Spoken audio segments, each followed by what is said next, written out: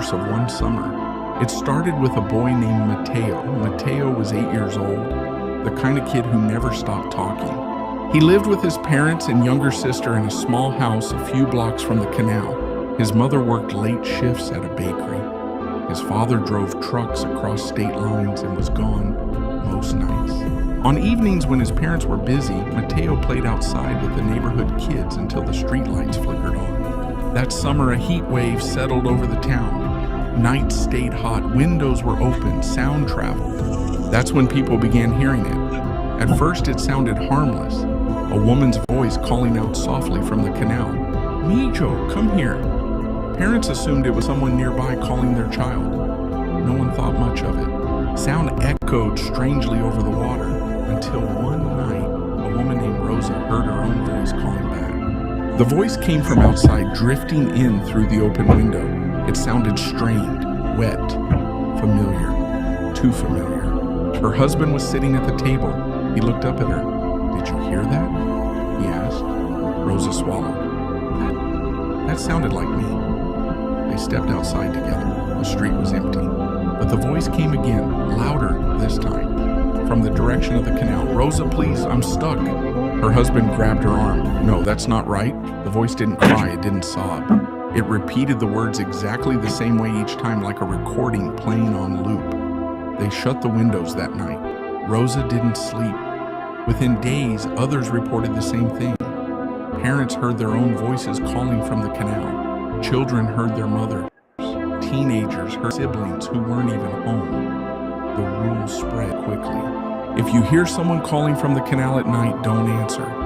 If it sounds like someone you love, especially don't answer. Mateo heard it anyway.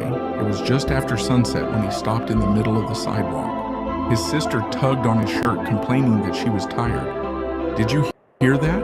Mateo asked. "Mijo, come me." Mateo stepped toward the canal before his sister could stop him. She screamed for their neighbor.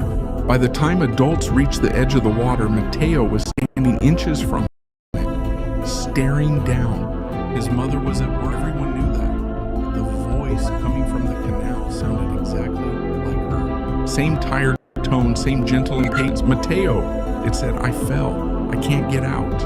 One of the men grabbed Mateo and pulled him back. The voice stopped immediately. The water went still. That should have been the end of it. It wasn't. That night, Mateo woke up screaming. He told his parents he dreamed of hands under the water. Real hands. Too many of them. Reaching up.